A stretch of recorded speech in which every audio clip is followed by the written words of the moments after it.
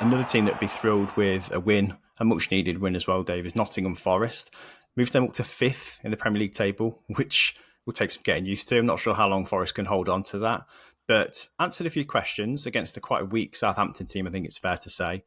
But what do you make of Nottingham Forest so far, Dave? They've divided opinion, I think, with their sort of, weakness at the back and their tendency to kind of collapse under pressure. Obviously, split opinion on Nuno Espirito Santo. Morgan Gibbs-White scored in this game. Chris Woods had a decent start to the season as well. Have they got enough there to really make a push for the top 10 maybe, or at least mid-table and move away from relegation? I think what we did say is when the 1 year's not in there, I think they do need another striker. And again, on the balance of the game, I think they had 23 shots, 8 on target, which I think was the most, of a team this weekend, if I'm not mistaken.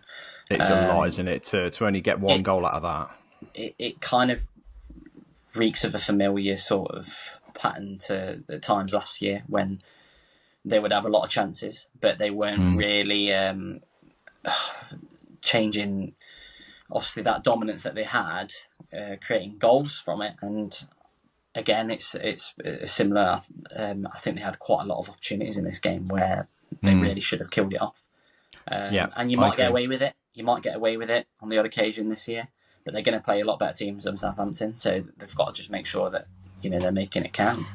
It's weird because Southampton have again had dominant possession, 65% of the ball in this game, and Forest are quite happy to concede the ball to them because they're no way near clinical as well.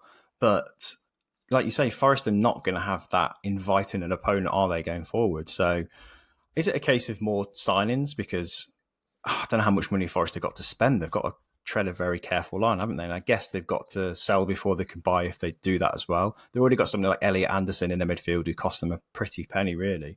So can they really afford to go out and buy a striker, for example? I suppose if they're obviously there's murmurs of it happening, there must be some kind of leeway there. What did you make of their performance in this game? Because obviously they opened the season with a draw, disappointed with the draw as well, but a win kind of puts a gloss on their start, doesn't it? Like I say, it puts them in 5th in the table after 2 games, which you can't really read anything into. But did you see anything there to make you think there's a makings of a coherent team? Because obviously loads of chances created, right? Yeah, I think particularly Sangare, I thought he had a really good game. Obviously had some troubles last season, obviously was missing for a good portion of it, so it was good to see him back in there and stamping his authority in that midfield. I thought Anthony Elanga looked really good again. Obviously his debut season last year, he came in and really made an impact in this team, so it'd be interesting to see if he can go from strength to strength, because he just provides such a threat.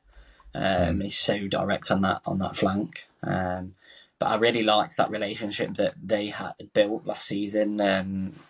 Gibbs, White, Elanga and Hudson-Odoi. I think there's real potential there.